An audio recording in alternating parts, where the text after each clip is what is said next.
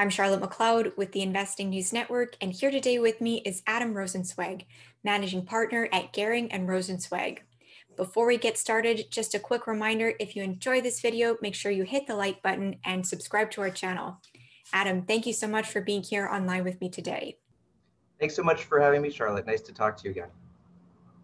Yeah, it's nice to be speaking with you again. And just to recap a little bit, we're here today to talk about copper, which has recently been hitting all-time highs. The last time that we spoke, which was a few years ago at this point, we spoke about your firm's outlook for copper, and you had a price target of $7 to $10 a pound, which was sounding pretty high at that point. Now it's sounding a little bit more in reach. So to start off, is that still your price target that you're looking for right now for copper? Yeah, that definitely still is our price target, and it could actually move a little bit higher than that. And we can go into all the reasons why. But demand right now, which is something we spoke a lot about back in 2018, I think it was May of 18 when we last spoke. Most of what we've been talking about on the demand side has now come to the fore, and I think investors are starting to appreciate some of those issues, including the idea that copper is a very green metal, which back then something that very, very few investors realized. I don't think most people sort of thought about copper and wind and copper and solar in the same breath. And now that's definitely has a lot more widespread acceptance. Also, things like China and India on the demand side have been incredibly robust over the last 3 years since we spoke. But now I think going forward, the next leg of this bull market is really going to be driven by supply as well. And so I think that there's a very, very strong bull market ahead. And when you look at the last time copper prices bottomed in the late 1990s and then rallied all the way through to 2011, 2012. They moved 7-8-fold in price from the lows to the highs. And this market bottomed in 2016 at $1.45, $1.50. And so if you apply that same type of a move this time, which I don't see why it shouldn't, if we are in a new bull cycle, then I believe that we could definitely be over $10, maybe as high as 15. Wow, and I do really want to hear your thoughts about what's going on with supply. But before we go there, maybe we can review a little bit more of those demand factors that are going on for copper, especially the green energy story, which you're right, it's definitely become much more mainstream. To what extent are we seeing that green energy story start to, I guess, gain traction and take up market share from the traditional uses for copper? So I think when we spoke in 2018, our copper demand outlook was really based on what I would call sort of three elements. The first was a misunderstanding of what was happening to Chinese demand. And the idea there, in a brief recap, is that there's always been this view that China is over consuming in all commodities, but particularly copper. And a very elegant and simple explanation for that was that, back a few years ago, Chinese copper demand was 50% of world copper demand, and China's GDP was not 50% of world GDP. So the argument went, they must be over consuming. And we always had a different view on that. Instead of looking, there's actually not much of a great relationship between a country's wealth and its year-to-year copper demand. Where there is a very strong relationship is between the total amount of copper installed in that economy and its level of wealth. And that makes sense because copper is not like oil. It's not like grains. You don't consume it and it disappears. You install it and it stays. And so we have often or have long held the view that in fact, copper should be looked at as more of a stock number, the total installed copper stock, and not a flow, meaning yearly demand. And if you do that, then China is exactly where it should be for an economy of its size. And so people who have sort of constantly been calling for the end of Chinese copper demand, we've often said, that's misguided, and that has proved out to be true. The second leg to that stool was the arrival of India on the scene, and that's beginning to take place now as well. As many things with India, I think that happened probably on a different timeline than most people expected, and ourselves included, but that's now beginning to really manifest itself, and you're starting to see strong demand for copper due to things like building out their electricity grid and things of that nature. Not only is India further behind the economic development curve than China is today, but even for where it is, even for its own level of per capita GDP in India, copper installed in the Indian economy is far below where the trend line would suggest. So you have to have a catch up there just to get back on trend, and then you have strong growth. And then the third leg of the sort of really strong demand story was this idea that renewables and EVs were very, very copper intensive. And when you look at solar fields, solar arrays, and wind farms, the major driver of copper there is the idea that you don't have one central electricity generating point the same way that you have a natural gas turbine or you have a coal turbine. Instead, you have lots of little dispersed solar panels and windmills, and you have to gather all that power back to one central point before you dispatch it on a high tension power line. And that gathering system is incredibly copper intensive. There's no way around it. You can't do that with any other materials. And so we argued a number of years ago, again, when nobody was really talking about this, that copper demand from renewable energy could be 20 times as high as it was for conventional energy. And that was largely based on the back of the envelope math, looking at what you would need for all these different resources. However, since then, and since we last spoke, you are beginning to see now some countries that have adopted enough of a renewable push to really make a difference. And so we can now look, and it's not just sort of on the back of an envelope or based on a textbook. We can actually go and see, is it coming through in the numbers? And sure enough, it is. All you have to do is look at countries like Germany and Spain and compare their copper demand over the last 5, 10, 15 years to countries like the United States and the UK. And I should point out, I'm sorry for your viewers, Germany and Spain have had huge renewable pushes and big renewable penetration increases, whereas the UK and the US has been more muted. And it shows up right in the copper data. Most OECD countries have actually seen their copper demand go down. And that's what you should expect when you have a very wealthy, developed economy. All the copper that's sort of needed in the system has already been installed. And so you're down to sort of replacement level and things of that nature. And obviously some sources of growth, but on a net basis, it's sort of flat to down, particularly as high prices for copper, historically high prices, bid it away from those markets. And then you look at other countries that are also developed, but have had a big renewables push, and they're actually seeing their copper demand grow. And if you sort of look at the difference and say, okay, Germany should have followed the US and the UK and other Western European models had it not been for this, and you back into what that means, it comes right back to the same idea that renewable power is 20 to 30 times as copper intensive as traditional electricity. And that's going to be a huge driver going forward. So, looking at green energy, this is something that you mentioned you were talking about years ago. As we've had COVID-19 and we're seeing the recovery now, one of the themes that seems to be coming up is the idea of a green recovery where countries want to go the green route when they're building back. So has that had an impact on what you see coming?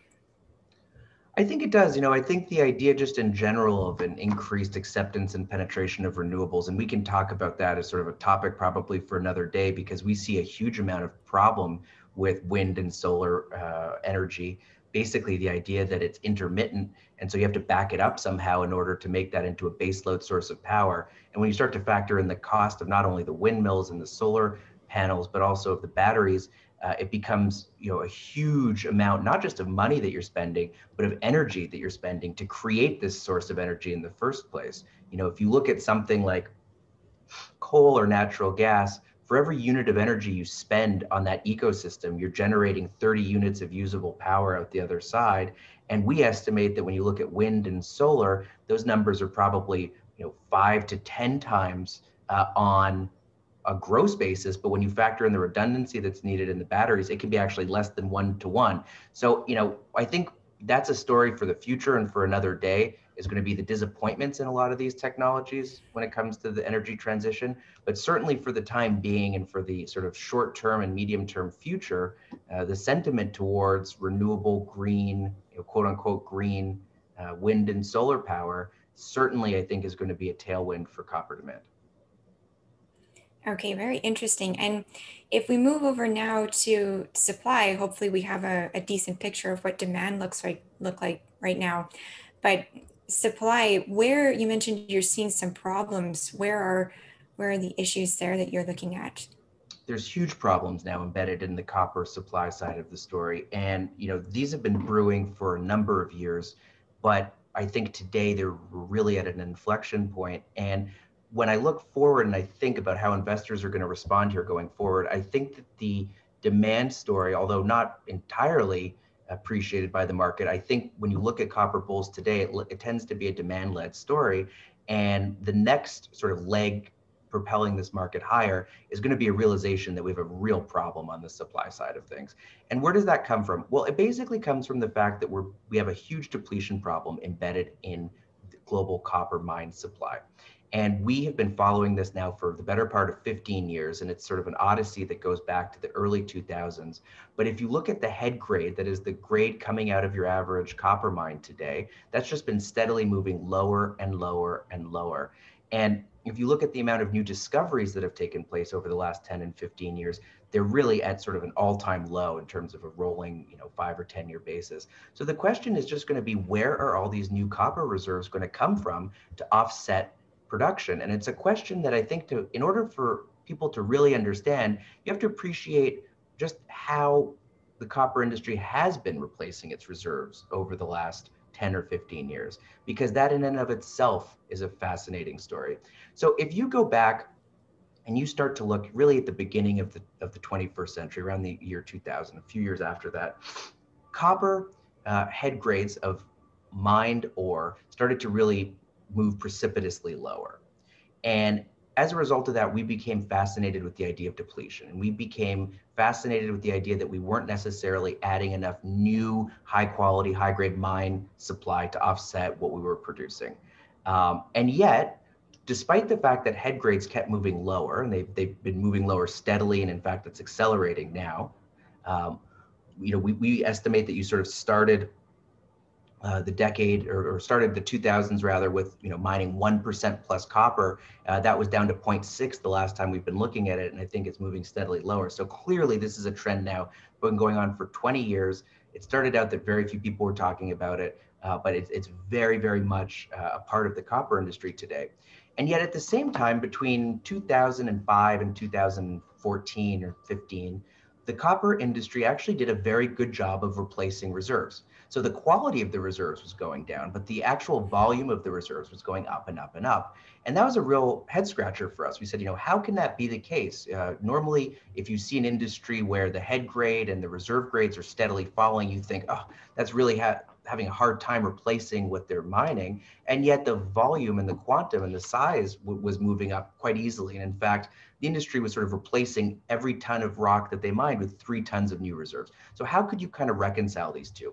And what we realized was that most of the reserve additions from 2000 all the way to 2014 were not because of new mines being discovered, and it was not even because of existing mines being expanded.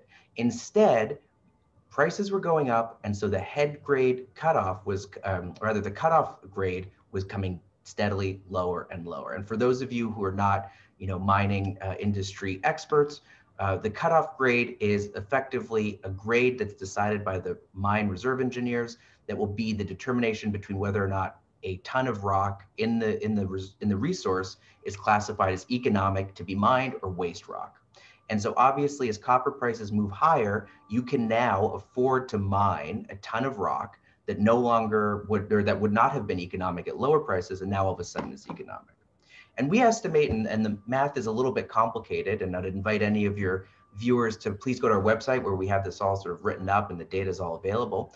But we estimate that nearly 80% of reserve additions from 2000 to 2015 were the result of not new discoveries, not expanding the reserve, but rather this lowering of the head grade or the cutoff grade. And to us, that was considered really kind of the lowest quality reserve that you could add, right? You're not finding anything new. You're not replacing what you produced. Instead, you're really just saying, okay, well, that used to not be economic and now it is. And we made the claim back in 2015 that that was probably coming to an end. And we'll get back to that in a second. And since then, copper prices have been fairly weak, obviously not excluding this most recent rally, but from 2014 to 2018-19, copper prices were down to flat, depending on the exact endpoint you want to look at. And so the industry was no longer able to keep lowering its cutoff grade. And exactly as we would have expected, total new reserve additions fell. So that on a net basis, instead of replacing 3 times of your production with new reserves, it dropped to less than 1-to-1, and total industry reserves were basically flat to slightly down over that 6-year period. And that's pretty fascinating. That I think goes to really show that absent this lowering of the cutoff grade, there was very little in the way of new reserve additions. So now the big question that investors and participants should be asking themselves, now that copper prices are moving higher, now that we are at new all-time highs and we think ultimately going up, potentially above $10 a pound, doesn't that mean we'll just lower the cutoff grade more and add all these new reserves? And I think there the answer is no. And it has to do with the idea of the shape of the grade tonnage distribution and the fact that it's not sort of a normal distribution, but actually has some very unique peculiarities to it. So I'll stop there for a moment just to see if you have any questions on that. Yeah, that's really interesting, and you have answered a lot of the questions that I was thinking of along the way. So I guess the next question is, if you are a copper company and you can't, moving forward, add to your reserves by lowering your cutoff grade, what are you going to do? Are we going to see a push for more exploration? And is there anything out there for them to find if they do that? It's an excellent question. And I think what probably will end up happening is you probably will have a market that begins from an investor perspective to reward companies that do have high quality reserve left in the ground. And so, I can think of there's a handful of companies out there, and I'd recommend people go to our website. You can see what our holdings are. We do have a mutual fund, and so you can sort of everything's publicly disclosed. The names that we hold are typically the names that we believe do have high quality, undeveloped, or in the process of being developed projects out there. And I would think that investors would begin to or continue to realize that those are quite rare and begin to pay a premium. And I would expect that that would, in the end, lead to an increase focus on exploration. Now, whether or not exploration will be successful is a whole different question for a whole different day. But I would think that we definitely have starved the industry for exploration capital in the last 10 or 15 years. So a good first step would probably be to rebuild some of these exploration programs and try to go out and find some new deposits to offset depletion. Whether or not that's successful or not, I think will be an interesting thing to see. Definitely. And how does recycling fit into the picture? Because I know copper is a more recycled metal than some others. Is that going to play an increasing role as we move forward? I think it certainly will. And there's two different caveats there. Recycled copper can be flexed up and it can be flexed down. And it's entirely price dependent. And what that means is that it's a very, almost by definition, a very price sensitive source of new supply. So I do think that recycled scrap copper will play more of a role, but it'll be because it's being asked to. It'll be because it has to sort of fit the structural gap between supply and demand. And that in turn will be very positive for prices or will help support prices. I don't think it's necessarily something that's going to end this rally, an onslaught of scrap material. I think it's more the cause and effect are the other way around. High prices will incentivize that scrap into the market. So I do think that that will likely come at some point as the structural gap between supply and demand is better appreciated. The other thing, though, that I would say is, scrap material in a developed world, if all of copper demand and all of copper demand growth were coming from the developed economies, then scrap, I think, could kind of keep, a market in balance because you effectively are removing that installed copper from the system, recycling it, and then putting it back into the system. On the other hand, when you're talking about taking a country like China, from 110 pounds of installed copper per person, which is basically where they are now, to 200 over the next 10 to 15 years, and you multiply that, that 100-pound delta by 1.3 billion people, that is new copper that needs to find its way into the infrastructure and into the system. So I think that scrap can get you there, particularly if you're looking at parts of the world, which basically, the world's copper demand historically has been mostly from the developed world. And so then scrap comes in as another source of supply, and it's whether or not it's economic to do that. But if you're talking about increasing the total installed base of copper by such big magnitudes, scrap doesn't really play a role there. So it's sounding obviously very positive for copper moving forward. What bearish scenarios are you considering? What's something that could knock it off where it's going? Well, I think that at this point, on the supply side of things, I think we're quite comfortable around some of the trends that are in place. We've seen them in place for a long time now. They've been getting worse, and they've been sort of masked by some other factors along the way. But I think that it's very difficult for that's it. That's sort of like turning a ship. It's going to take some time to really change those dynamics. I think with most commodity markets, where you could get things wrong tends to be on the demand side. And again, what that could mean, I suppose, with India, India could continue to sort of move along its own timeline, which, just to put that into perspective a little bit, India has not installed nearly enough copper into its electricity grid as an economy of its size should have.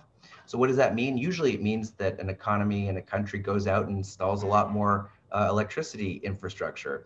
Instead, India has sort of dealt with pretty severe rolling brownouts for a number of years now. So, I think when dealing with India, you do have to sort of be a little bit careful that a lot of things in India happen on their own timeline that might not resemble what we're used to in other countries. Obviously, a major demand shock in China would be very, very important, just given that they are a large market participant and a lot of demand growth is coming from China. So if something were to happen on the economic side there, that could be very bearish. That I think would have impacts on copper. And then I suppose, again, the last sort of leg on the demand side of things, if we were to somehow really begin to shift course with renewable energy, I think that could also have an impact in a lot of the Western economies.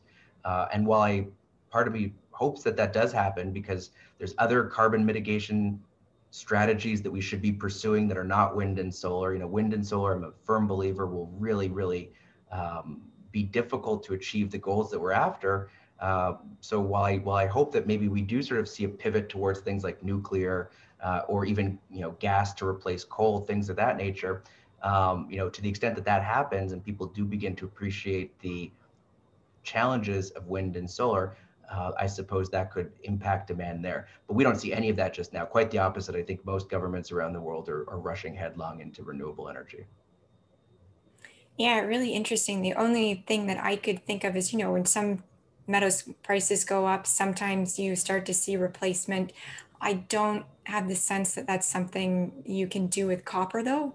It's tricky. And I think that that's a big part of the story. And I think that's really why, unlike some other commodities out there, you did see the price of copper in the 2000s run sevenfold. That's pretty impressive. It tends to be difficult to see a commodity price run sevenfold without, major impacts to demand.